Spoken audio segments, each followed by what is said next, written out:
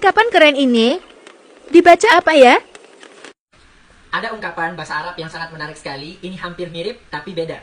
Ungkapannya mengatakan, khairun nasi man kaffa fakkahu wa fakka kaffahu wa syarrun nasi man fakka fakkahu wa kaffa kaffahu.